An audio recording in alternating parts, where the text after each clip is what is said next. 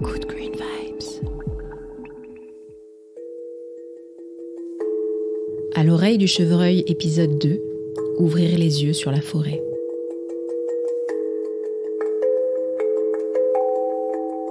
C'est Daguet qui a commencé à m'introduire en fait dans ce monde sauvage. Et puis j'ai eu 43 amis chevreuils. Alors évidemment, les 43 amis chevreuils, c'était pas toujours c'est pas la même relation avec chacun, puisque sur les 43 amis que j'avais, il y en a une dizaine, on va dire, avec lesquels j'étais très très proche. Il n'y avait plus aucune limite de distance. Ils venaient, ils me caressaient, ils me reléchaient. C'était une vraie complicité. Une dizaine d'autres, voire une quinzaine, qui me laissaient marcher derrière eux, mais voire parfois de très près, mais qui refusaient tout contact physique avec moi. Et puis les autres qui étaient un petit peu plus pétochards, qui me toléraient, qui voulaient bien me croiser sans partir en courant à chaque fois, mais de là à ce que je marche derrière eux, ils me regardaient là, comme un dingue, l'air de dire mais qu'est-ce qui me veut celui-là. Donc je leur laissais un peu leur vie, quoi. Daguet est l'un des personnages principaux de cette incroyable éco-aventure. Mais il ne sera pas le seul. Il est très vite rejoint par un couple chevreuil, le mâle 6 Pointes, qui occupait le territoire voisin de Daguet, et sa compagne, Étoile. Ensemble, ils vont donner naissance à un petit faon.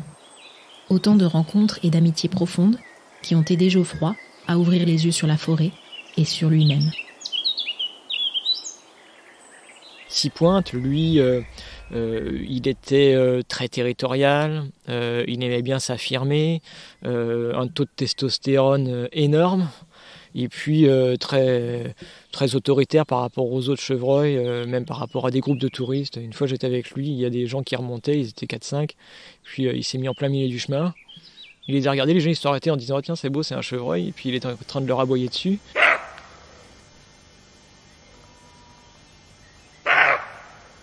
Puis les gens ils se sont dit oh, bah, c'est qu'un chevreuil, on va continuer à marcher. Puis il gueulait de plus en plus, il a commencé à marcher vers eux. Et puis là les gens ils ont commencé à se dire oulala, peut-être qu'il est méchant, ils ont fait demi-tour, il est parti. Puis ensuite il est revenu me voir et puis il m'a reléché. Et tout content, parce qu'il était content de sa connerie.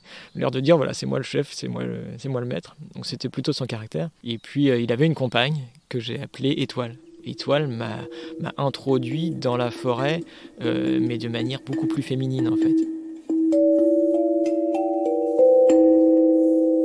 C'est un caractère assez unique parce que les chevrettes en général n'aiment pas trop aller vers les autres. Elles aiment bien avoir leur petit coin, leur petit univers. Elles ont peur parfois plus des mâles. Et puis pour avoir une amitié avec une chevrette en tant qu'humain, il faut 2 à 3 fois plus de temps qu'avec un mâle. Parce qu'il n'y a pas la testostérone qui les rassure, qui leur montre comme quoi, voilà, en cas de problème, elles peuvent nous foutre un coup si elles veulent. Ça, elles n'ont pas. Donc elles sont plus douces. Mais Étoile, elle avait vraiment ce caractère un peu comme Daguet, très, très cool, très, très amicieuse. En plus, elle était très belle parce qu'elle était assez allongée. Elle avait un corps très, très fin. Une belle chevrette avec un beau regard. En fait, elle m'a pas montré le côté barou de la nature. Elle m'a montré le côté nourricier, protecteur, subtil de cette forêt. Et comme une chevrette va le montrer à ses fans ou à sa fille. Et ça m'a ouvert les yeux aussi d'une autre façon sur cette nature.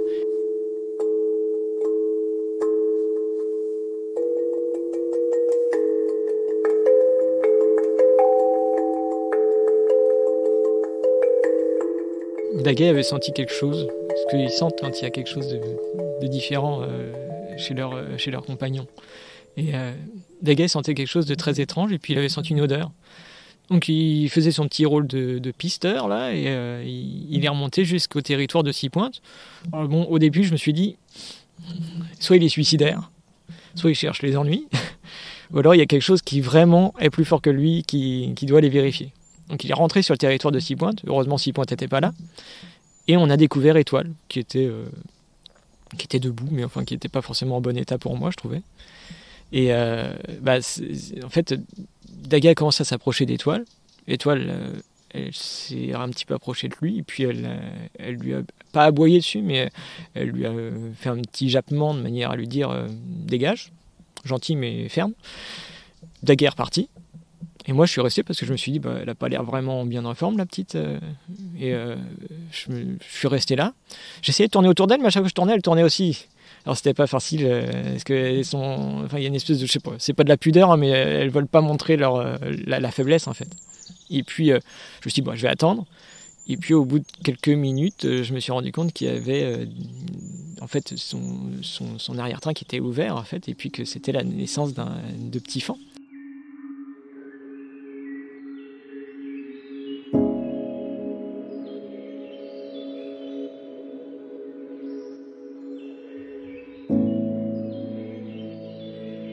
Moi, je croyais qu'il y en avait deux.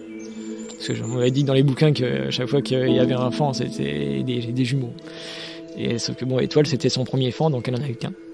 Et puis en fait, je vois les deux petites pattes qui sortaient. Et puis il a mis la tête, c'est-à-dire qu'il est tombé comme un sac de pommes de terre par terre. Alors bon, ça va, hein, ils sont tout petits. Elle est pas très grande. Hein. Un chevreuil, ça fait 80 cm au garrot. Donc la chute n'est pas non plus immense. Et puis j'ai assisté en fait à la naissance d'un chevreuil. C'est la seule naissance à laquelle j'ai assisté en fait. C'est la seule chevreuil qui a bien voulu me montrer ça. Et c'est quelque chose qui reste parce qu'on a l'impression d'être le papa limite. On est content, on a envie d'assister en même temps qu'on se dit non, parce que c'est pas ma vie, c'est pas ma famille, c'est pas mon espèce. Je vais la laisser faire ce qu'elle a à faire. Et puis c'est quelque chose de vraiment magique de vivre ça.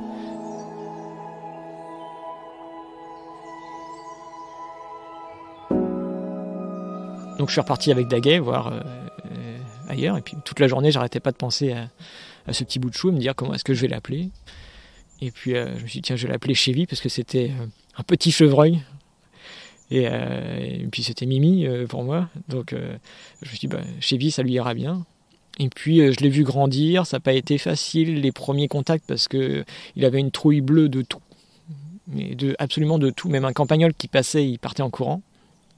Et puis au bout d'un an, il a commencé à se poser des questions sur qui j'étais, ce que je faisais là.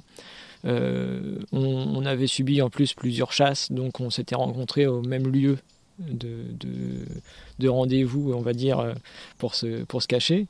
Et puis on a réussi à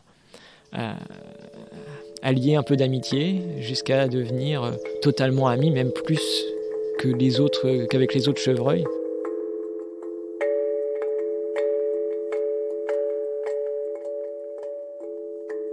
C'est avec lui que j'ai passé vraiment les plus beaux moments de ma vie en forêt.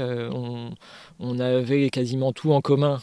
On aimait les mêmes plantes en commun, on aimait les mêmes endroits en commun. Quand il y avait une tempête, on aimait aller aux mêmes endroits pour se protéger. On avait peur des mêmes choses. Moi, j'aimais pas les fourmis, ça m'a toujours foutu la trouille. Lui, une fois, il s'est couché dans une fourmilière, il s'en est pas rendu compte. Et puis d'un seul coup, il a vu sur lui qu'il y avait des fourmis, il est parti en courant, il a fait 100 mètres. Donc j'étais plié de rire. Et puis je faisais pas le fier non plus parce que j'en avais aussi sur moi. Et on avait l'impression de rigoler en fait. On avait l'impression que c'était les deux copains, comme on pourrait faire des conneries avec un autre adolescent, quoi.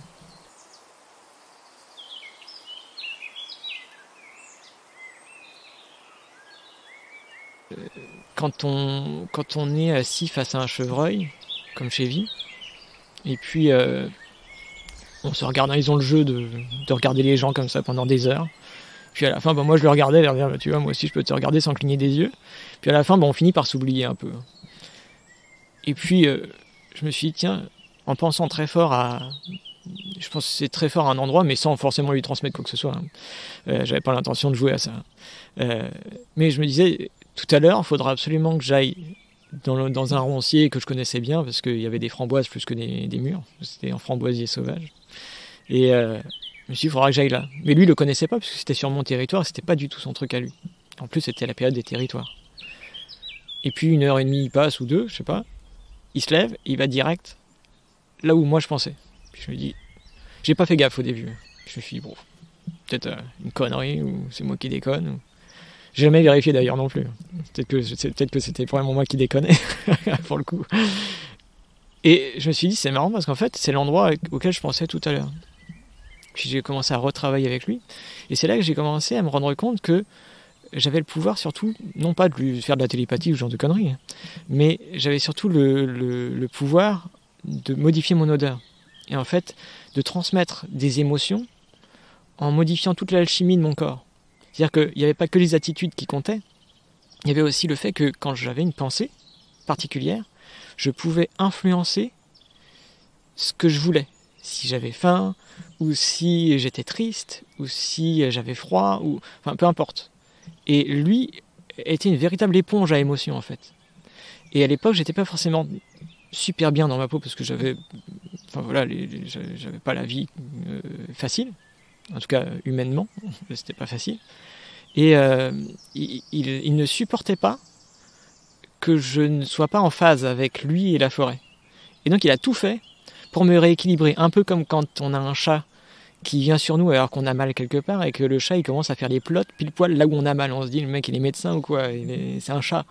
Et pourtant il sait exactement là où on a mal, et parce qu'en fait il sent sur l'électricité statique qu'il y a un endroit qu'il n'y a pas. Il y a le chi là, qui ne circule pas, et lui il sait exactement où c'est. Les chevreuils c'est exactement la même chose, ils ne supportent pas quand on est bien équilibré. Et ça Chevy en fait me l'a montré. Et il me l'a pas appris en disant tiens voilà c'est pas un bouquin non plus, mais il m'a mis face à ces difficultés là et il m'a fait découvrir totalement autre chose de moi-même et de la forêt. On s'en rend compte qu'il y a le corps et il y a l'esprit. Jusque là j'avais réussi à m'adapter au corps et Chevy m'a ouvert l'esprit par rapport à la nature. Il m'a appris à le côté très émotionnel qu'on peut avoir, à gérer qui on est, comment transformer son odeur, méditer d'une certaine façon la forêt pour se retrouver un des éléments. C'est ça qu'aujourd'hui, voilà, la forêt ne me manque pas, elle est en moi parce que c'est la forêt qui est entrée en moi. C'est pas moi qui suis allé dans la forêt, en fait, c'est la forêt qui est rentrée en moi.